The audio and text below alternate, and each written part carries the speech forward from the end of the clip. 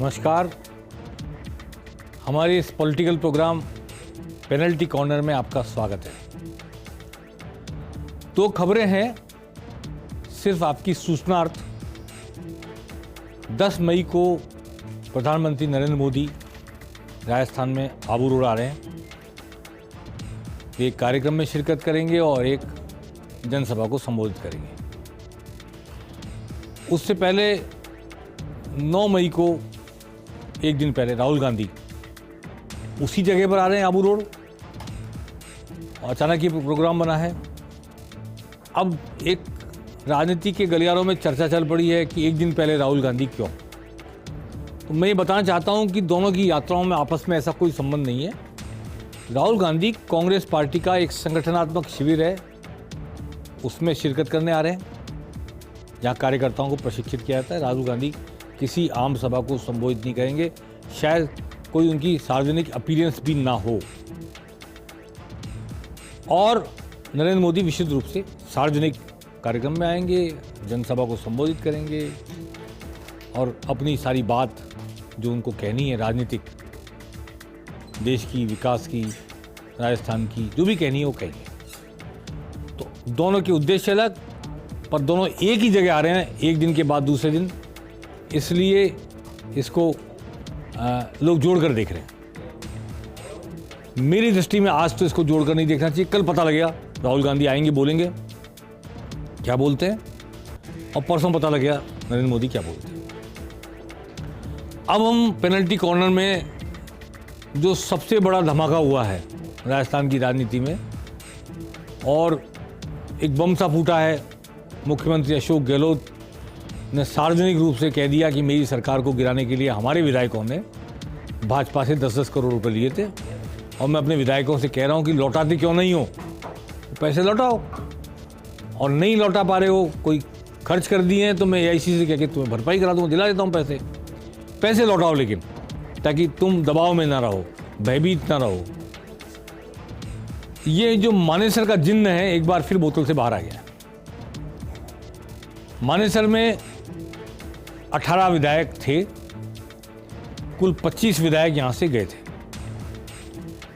राजनीति में ये एक सीन रिक्रिएट किया जा रहा है, जैसे अपराधों में होता है ना, कई बार सीन रिक्रिएट करके देखते हैं, ऐसा हुआ तो ऐसा हुआ तो ऐसा हुआ तो क्या हुआ। ये सीन रिक्रिएट हो रहा है एक तरह से वर्बल बहस में, कि विधायक गए थे, पैसा लिया था, यहाँ बाड़ेबंदी हुई थी, वगैरह वगैरह, सारी यादें ताज़ा की जा रही हैं। मानेसर के बाद तो 25 सितंबर आ गया, 25 सितंबर के बाद 11 अप्रैल आ गया, एक के बाद एक कई घटनाएं हो गई। लेकिन अचानक मानेसर फिर से जिन्न निकल के बाहर आया मुख्यमंत्री के इस बयान के बाद, सार्वजनिक अभिव्यक्ति के बाद। और उन्होंने सार्वजनिक अभिव्यक्ति में 2-3 खास बातें और कही। मेरी सरकार किसने बचाई? शोभा रानी कुशवाहा एक विधायक का नाम लिया उन्होंने, इन्होंने बचाई। फिर 3 विधायकों के नाम लिए, दानिश अबरार, रोहित बोरा और एक अन्य, कि इन्होंने आकर मुझे सारी बात बताई, ये आए लौट के दिल्ली से, इन्होंने बचाई। फिर उन्होंने जाते जाते ये भी कह दिया कि वसुंधरा राजे और कैलाश मेघवाल ने मेरी सरकार बचाई। यही दरअसल बम फूटा एक और।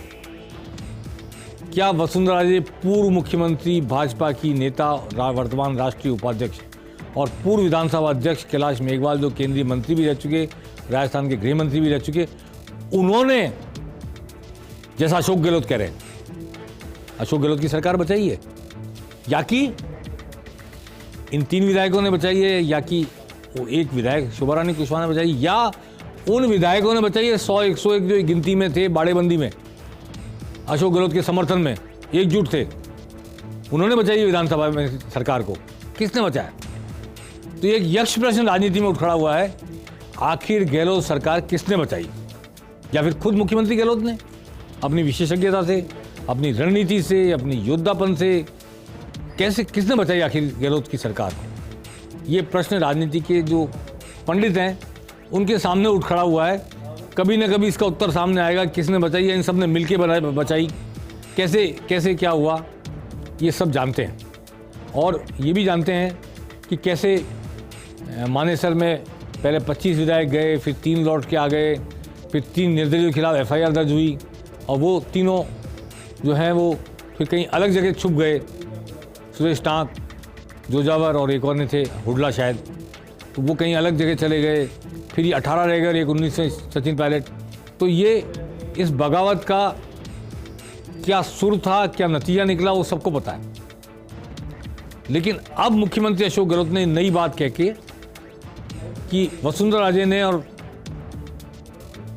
कैलाश मेघवाल ने या मेरी पार्टी के इन 3 विधायकों ने या शोभा रानी कुशवाहा ने, इन्होंने मेरी सरकार बचाई। मैं इसके बैकग्राउंड में जाके बताना चाहता हूं कि इसके एक दिन पहले सचिन पायलट ने बाड़मेर जाकर दोबारा से वो बात दोहराई कि मैं भ्रष्टाचार के खिलाफ लड़ रहा हूं, तो किसी को दुख क्यों हो रहा है, तकलीफ क्यों हो रही है। और वो जो अनशन किया था उसको जस्टिफाई किया वसुंधरा राजे के कार्यकाल के कथित भ्रष्टाचार के आरोपों की जांच क्यों नहीं करा रही है सरकार। तो गहलोत ने कह दिया हाँ, वसुंधरा राजे ने मेरी सरकार बचाई। अब मैं आपको ये बात कहना चाहता हूं कि इसके राजनीतिक निहितार्थ क्या हैं, ये समझने की जरूरत है। हम इसमें नहीं जाते 10 करोड़ 20 करोड़ दिए गए थे, नहीं दिए गए थे, किसने दिए थे, वापस लौटे नहीं लौटे, इस विषय पर नहीं जाना चाहते। ये कानून के दायरे में अगर आएगा तो जांच होगी, और जांच होगी तो सबके सामने आ जाएगा कौन दोषी है, किसने दिए किसने लिए, ये हमारा विषय नहीं है। पर ये जो बम फूटा है, बम फूटने से पहले जो एक बार फिर से कहा है सचिन पायलट ने कि मैं भ्रष्टाचार के खिलाफ लड़ता रहूंगा और लड़ रहा हूं, तो किसी को दुख क्यों हो रहा है, तकलीफ क्यों हो रही, इस बैकग्राउंड में जाना चाहते हैं हम। और आपको कहना चाहते हैं इस एक तीर से कई वार किए हैं अशोक गहलोत, कई निशाने साध लिए। आपने रामायण में और महाभारत में देखा होगा कि एक तीर एक तरफ से चलता है, दूसरा तीर दूसरा से, दोनों आकाश में लड़ते हैं और फिर दोनों धराशायी हो जाते हैं। तो एक तीर सचिन पायलट से चला, दूसरा तीर इधर से चला और दोनों लड़ रहे हैं आकाश में, फिर धराशायी। फिर नए सिरे राजनीति शुरू होती है, ठंडक हो जाती है, फिर राजनीति शुरू होती है, फिर तीर चलते हैं कि चला आ रहा है, लंबे समय तक राजस्थान की जनता देख रही है। लेकिन अशोक गहलोत के इस खुलासे के बाद कि वसुंधरा राजे ने मेरी सरकार बचाई है, सचिन पायलट का वसुंधरा राजे पर आरोप लगाना और जांच की मांग करना कटघरे में खड़ा कर दिया गया है कि वो कोई पावन उद्देश्य से नहीं लड़ाई लड़ रहे भ्रष्टाचार को मिटाने की, वो वसुंधरा राजे के उस एक्ट से फ्रस्ट्रेशन में है या उस एक्ट से तकलीफ में है कि उन्होंने सरकार को बचाया, जिस सरकार को गिराने में सचिन पायलट और उनके समर्थक लगे हुए थे। तो जो सचिन पायलट का एक्शन है वो उसको इस जरिए कटघरे में खड़ा कर दिया मुख्यमंत्री अशोक गहलोत ने कि आपका जो वसुंधरा विरोधी रुख और रवैया है वो इसलिए है कि आपकी सरकार गिराने की मुहिम को उसने सफल नहीं होने दिया, उन्होंने, क्षमा करें, उन्होंने सफल नहीं होने दिया। तो एक बात तो ये, दूसरी बात ये कि विधायकों के पैसे लेने की बात करने के बाद क्या उन 18 विधायकों को, या 18 में 3 और जोड़ दें तो 21 विधायकों को कांग्रेस टिकट दे पाएगी? उनके टिकट की पैरवी की जा सकेगी? क्या उन्हें टिकट मिलेंगे जिन पर यह आरोप मुख्यमंत्री ने लगा दिया खुद ने कि उन्होंने बीजेपी से सरकार गिराने के लिए पैसे लिए हैं, और वही मुख्यमंत्री जिनके नेतृत्व में अगला चुनाव लड़ा जाने वाला है? अगर टिकट मिल भी जाता है, सचिन पायलट पैरवी करके टिकट दिला भी देते हैं, तो क्या ये मुख्यमंत्री अशोक गहलोत जिन्होंने ये आरोप लगाया है इन 18 लोगों की कॉन्स्टिट्यूंसी में जाकर चुनाव प्रचार कर पाएंगे? इनके लिए वोट मांग पाएंगे? ये दूसरा प्रश्न है, ये दूसरा प्रहार है, ये दूसरा निशाना है जो उन्होंने साध लिया। अब आता हूं वसुंधरा राजे पर। वसुंधरा राजे के लिए उन्होंने कहा कि उन्होंने मेरी मदद की सरकार बचाने में। कैसे मदद कर दी, क्या मदद कर दी? आपके पास 101 आ गए थे ना बाड़े में, वो सारे आपके थे, तो किस तरह मदद की ये खुलासा होना बाकी है, एक बात। दूसरी बात, अगर मान लें कि वसुंधरा राजे ने मदद की है, आपने चुनाव के 6 महीने पहले ये बात उजागर की, मदद तो आपकी 1 साल पहले हुई, तब से अब तक ये बात उजागर नहीं हुई। क्या भाजपा का आला कमान, जिसकी केंद्र में सरकार है पार्टी की, उसका आला कमान, उसका नेटवर्क, उसका सूचना तंत्र क्या इतना कमजोर रहा होगा कि आज गहलोत ने बोला है, अशोक गहलोत ने, मुख्यमंत्री जी ने, तभी उनको पता लगा कि वसुंधरा राजे ने सरकार बचाई है? उनको 1 साल तक पता नहीं था? अगर ऐसा हुआ है तो जो बात उस आला कमान को पहले से पता थी, अगर वास्तव में हुई है तो आज मुख्यमंत्री ने अपने मुंह से इस बात को क्यों कहा? मुख्यमंत्री ने ये बात कहकर भाजपा आला कमान पर निशाना साधा है कि वसुंधरा राजे पे निशाना साधा है कि सचिन पायलट पे निशाना साधा है? ये एक बड़ा प्रश्न हमारे सबके सामने है। अगर वसुंधरा राजे ने गहलोत की मदद की है सरकार को बचाने में, तो आप मुझे ये बताइए कि ऐसी मदद करने वाली पूर्व मुख्यमंत्री का नुकसान क्यों कर रहे हैं अशोक गहलोत? उनको कटघरे में क्यों खड़ा कर रहे हैं अपनी पार्टी में? उनके नेतृत्व के प्रति संशय की स्थिति क्यों बना दी है उन्होंने, पार्टी के भीतर भी और बाहर जनता के बीच भी? क्या पार्टी का कार्यकर्ता पूर्व मुख्यमंत्री वसुंधरा राजे को लेकर अब सशंकित नहीं होगा कि हमारी नेता ने कांग्रेस सरकार को बचाने में मदद की है? या आला कमान, जिसे 1 साल से ये बात पता रही होगी, मैं मानता हूं अगर ऐसा हुआ है तो, मैं नहीं जानता कि पूर्व मुख्यमंत्री वसुंधरा राजे ने कोई मदद की, मैं नहीं कह रहा ये बात, अशोक गहलोत कह रहे हैं। पर अगर ऐसा हुआ है तो क्या भाजपा की आला कमान को 1 साल पहले ये बात पता नहीं थी कि वसुंधरा राजे ने मदद की है? अगर ऐसी बात पता थी तो भी वो राष्ट्रीय उपाध्यक्ष बनी हुई है, और उनके बारे में, उनकी लीडरशिप के बारे में, विधानसभा चुनाव में उनकी भूमिका के बारे में अगर कोई सोच है आला कमान की, अगर कोई फैसला आला कमान का, अगर कोई रणनीति आला कमान की, तो वो 1 साल पहले उसी वक्त बन गई होगी, उसी वक्त बन गई होगी सोच, जिस वक्त पता लगा कि उन्होंने ऐसा किया है। और नहीं किया तो बनने का सवाल नहीं उठता। फिर अशोक गहलोत कहने के बाद भी नहीं मानेगा आला कमान कि उन्होंने ऐसा किया है। तो वो जो कुछ भी अगर पहले सोच लिया गया है, पहले से सूचना है, तो आज मुख्यमंत्री अशोक गहलोत के इस बात को उजागर करने से पार्टी नेतृत्व के सामने उनको कटघरे में खड़ा किए जाने की बात निराधार है। अगर ऐसा हुआ है तो आला कमान को सब पता है, वो अपना फैसला ले चुका, और अगर ऐसा नहीं हुआ है तो वसुंधरा राजे डैमेज नहीं होने वाली हैं अशोक गहलोत के इस रहस्योद्घाटन से, कथित रहस्योद्घाटन से।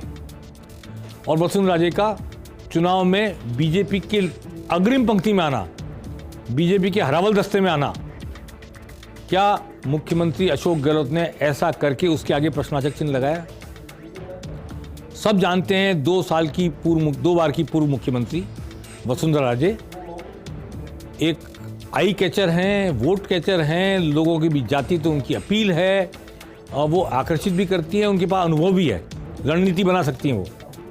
तो क्या अशोक गहलोत इस रहस्योद्घाटन के जरिए यह सुनिश्चित करने का प्रयास कर रहे हैं कि भाजपा का नेतृत्व और भाजपा के कार्यकर्ता पूर्व मुख्यमंत्री वसुंधरा राजे के बारे में संशय में आ जाए, और संशय में आ जाए तो वो उस तरह आक्रामक नहीं हो पाए मेरे प्रति, आला कमान उनको आक्रमण की बागडोर नहीं सौंपे संशय में आकर, और गहलोत के लिए कंपैरेटिवली शब्द का इस्तेमाल कर रहा हूं मैं, भाजपा से लड़ना आसान हो जाए।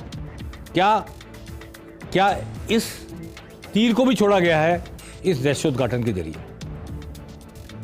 मैं आपसे फिर यह कहना चाहता हूं कि कांग्रेस आला कमान का फैसला 13 मई के बाद आने की बात मैंने पूर्व में कही थी।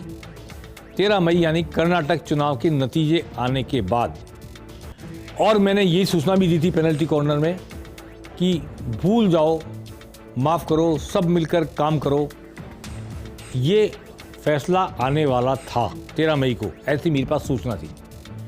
और मुख्यमंत्री अशोक गहलोत के नेतृत्व में चुनाव होगा, ये भी तय था, वही लीड करेंगे कांग्रेस को, ये भी तय था।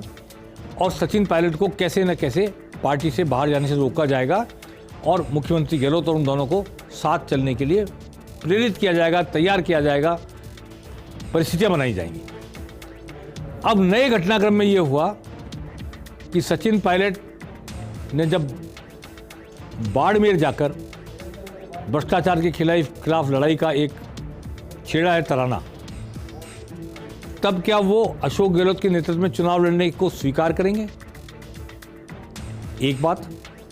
दूसरी बात, जब धौलपुर में, दूसरा कौन है धौलपुर, एक पूरब है राजस्थान का, एक पश्चिम है राजस्थान का, और पूरब और पश्चिम से जो दोनों बातें निकली हैं वो बिल्कुल पूरब पश्चिम जैसी ही हैं, एकदम एक दूसरे के विपरीत, दोनों नेता भी, दोनों बातें भी। तो क्या पश्चिम से निकली हुई बात के जवाब में पूरब से निकली हुई बात, पायलट के कहे हुए बयान के बाद अशोक गहलोत द्वारा ये रहस्योद्घाटन करना कथित रूप से, और उस रहस्योद्घाटन के बाद ये परिस्थितियां निर्मित होना, क्या उस फैसले की राह आसान करेगा, क्रियान्विति की राह आसान करेगा जो 13 मई को होने की संभावना मैंने जताई थी? कांग्रेस एकजुट रह पाएगी? गहलोत के नेतृत्व में चुनाव लड़ने की बात स्वीकार कर पाएंगे सारे लोग? और इसमें कोई संदेह नहीं कि चुनाव मुख्यमंत्री अशोक गहलोत के नेतृत्व में ही होने जा रहा है। लेकिन ये ताज़ा जो बम फूटे हैं 2, इसके बाद वो जो आलाकमान का 13 मई को आने वाला फैसला था, मेरी समझ में उस पर आलाकमान को भी रीथिंक करना पड़ेगा, नए सिरे से परिस्थितियों का निर्माण करना पड़ेगा, और दोनों के बीच नई खाई, दरार नहीं कह रहा हूँ, खाई कह रहा हूँ, और चौड़ी हो गई है, और चौड़ी हो गई खाई। ऐसा लगने लगा है कि पॉइंट ऑफ नो रिटर्न पे पहुंच चुके हैं।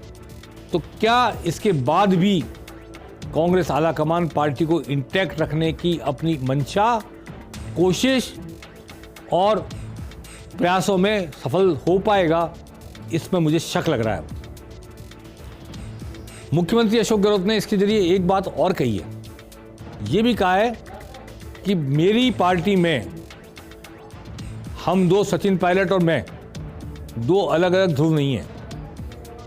हम 2 अलग अलग बात करने वाले लोग हैं, 2 ग्रुप हैं, छोटे बड़े वो अलग विषय है, किसके साथ ज़्यादा लोग, किसके साथ कम लोग, इसमें नहीं जा रहा मैं, संख्या बल पर नहीं जा रहा। लेकिन एक पक्ष है, एक हाँ पक्ष, एक ना पक्ष कह लें पार्टी के भीतर का। तो तुम्हारी पार्टी में भी, बीजेपी को कह रहे हो, आपकी पार्टी में भी एक अलग पक्ष है जिसने मेरा साथ दिया। तो आप भी इंटैक्ट नहीं हो, और जनता को बता रहे हैं अशोक गहलोत कि बीजेपी इंटैक्ट नहीं, एकजुट नहीं है मेरे खिलाफ। जैसे सचिन पायलट और हम हैं कांग्रेस में साथ रहते हुए भी एकजुट हैं नहीं है, इसमें क्वेश्चन मार्क लगा हुआ है, वैसे ही भाजपा में जो प्रदेश अध्यक्ष हैं, जो संगठन महामंत्री हैं, जो सतीश पूनिया हैं, जो राजेंद्र राठौड़ हैं, और जो तमाम नेता हैं और आलाकमान हैं, इसके रहते हुए भी एकजुटता पर प्रश्नवाचक चिन्ह लगा, क्योंकि वसुंधरा राजे ने मेरी सरकार बचाने में मदद की है। तो इसलिए डिवाइडेड हाउस अगर यहाँ है तो डिवाइडेड हाउस वहाँ भी है, ये वो कहना चाह रहे हैं। तो जो पार्टी में अंतर कलह की बात कहकर एक पार्टी दूसरी पार्टी को कटघरे में खड़ा कर सकती है, करती रही है, करेगी भी चुनाव में, वो आरोप अब एक तरफा नहीं हो सकता, दोनों तरफ कर दिया उन्होंने। तो ये जो नया राजनीतिक परिदृश्य हमारे सामने आया है, इस परिदृश्य के बाद मैं समझता हूं कि नई बातें सामने आएंगी। जो कुछ मुख्यमंत्री अशोक गहलोत ने कहा है उसका पायलट ग्रुप की तरफ से अभी तक कोई जवाब नहीं आया, लेकिन पूर्व मुख्यमंत्री वसुंधरा राजे ने स्पष्ट कहा है कि मेरे खिलाफ षड्यंत्र है और इस षड्यंत्र से मेरे को डैमेज करने की कोशिश की गई है। और अगर ये बात मुख्यमंत्री अशोक गहलोत के मुंह से निकली हुई सच है, तो ये सच जनता के सामने भले ही आ जाया हो, लेकिन भाजपा आलाकमान के सामने पहले से रहा होगा। और सच नहीं है तो वसुंधरा राजे इससे कैसे डैमेज होंगी, जब ऐसा आलाकमान मौजूद है जो छलनी की तरह हर सूचना को, जानकारी को छान लेता है, पल पल की खबर रखता है, सारे मूवमेंट वॉच करता है। वो इस आरोप के बाद कि वसुंधरा राजे ने सरकार बचाई अशोक गहलोत के कहने के बाद, वो जो सच है उसको जानता होगा, तो इस कथित रूप से लगाए गए आरोप को सच मान लेगा। इसमें प्रश्नवाचक चिन्ह है, इससे वसुंधरा डैमेज नहीं होंगी। और अगर वसुंधरा राजे के साथ आलाकमान की अनदेखी होती रहती है, चुनाव में उनको प्रभावी भूमिका नहीं दी जाती, नेतृत्व नहीं दिया जाता, या एक जो उनकी 2 बार पूर्व मुख्यमंत्री होने के नाते, राष्ट्रीय उपाध्यक्ष होने के नाते, विजय राजे सिंधिया की बेटी होने के नाते, परंपरागत खानदानी भाजपाई जनसंघी होने के नाते, अगर उनको उनके अनुभव के, उनके रणनीतिक कौशल, उनके वोट खींचने की क्षमता, आकर्षण के अनुरूप उनको स्थान नहीं दिया जाता है, तो मुख्यमंत्री अशोक गहलोत ने ये इबारत पहले से लिख दी है कि सरकार गिराने का षड्यंत्र किया था इन्होंने, और उस षड्यंत्र में साथ नहीं दिया वसुंधरा राजे ने, इसलिए वसुंधरा राजे के साथ ऐसा हो रहा है, ये कहेंगे वो। तो इसलिए अब भाजपा आला कमान को भी बहुत सोच समझ करके अपनी पार्टी के भीतर भूमिकाएं तय करनी पड़ेंगी, और कहीं ऐसा ना हो कि कोई ऐसा कदम उठ जाए जिससे अशोक गहलोत के द्वारा किया गया रहस्योद्घाटन सच साबित हो जाए और जनता में विश्वास पैदा हो जाए कि हाँ ऐसा हुआ होगा इसलिए ऐसा हो रहा है। इसलिए आज की राजनीतिक बहस में, आज के पेनल्टी कॉर्नर में मैं यही कहना चाहता हूं कि मानेसर का जिन्न 25 सितंबर 11 अप्रैल आला कमान कांग्रेस का इनको भूलना चाह रहा था, और ये था कि मानेसर के पैरेलल 25 सितंबर के पैरेलल 11 अप्रैल, तो ये तीनों ही एक साथ भूल जाओ, माफ करो, सब मिलकर साथ काम करो। ये बात संदेश आने से पहले ही इतनी बड़ी खाई पैदा हो गई है, इतना बड़ा बम फूट गया है कि अब इसके बाद वो संदेश इररिलेवेंट हो गया।